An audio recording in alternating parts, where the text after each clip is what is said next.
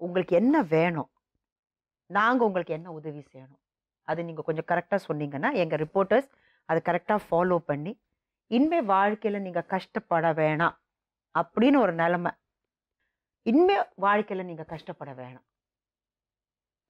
குழந்தைகள நல்லா படிக்க வைங்க.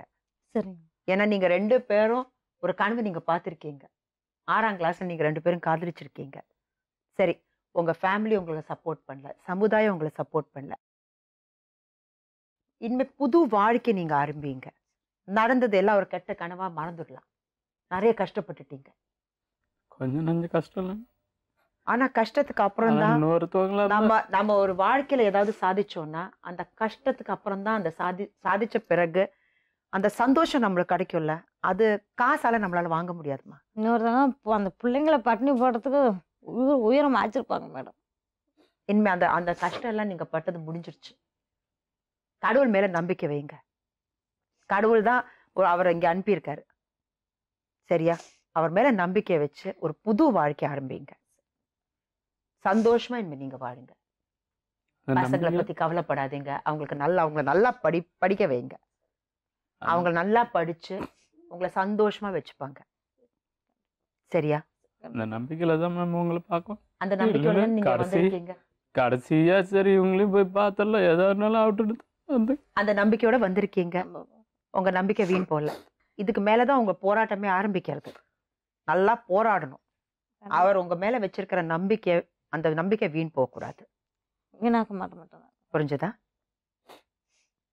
சந்தோஷமா அழுதது போதும், கண்ணீர் விட்டது போதும். இனிமே சந்தோஷமா ஒரு புது வாழ்க்கை ஆரம்பிங்க. 2 வருஷம் படாச அவஸ்தை இல்லை.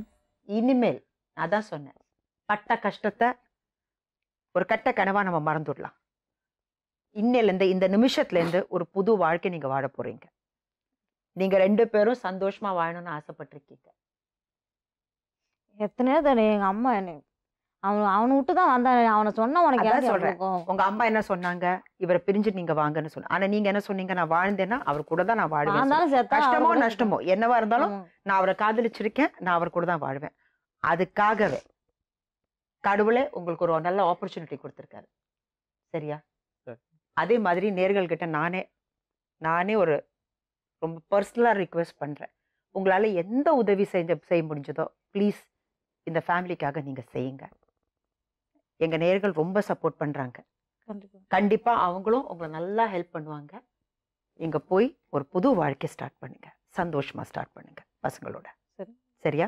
எங்க ரிப்போர்ட்டர்ஸ் உங்ககிட்ட பேசுவாங்க. என்ன தேவை, எப்படி என்ன செய்யணும்னு அவங்க உங்களை கைட் பண்ணுவாங்க. சரியா? நன்றி.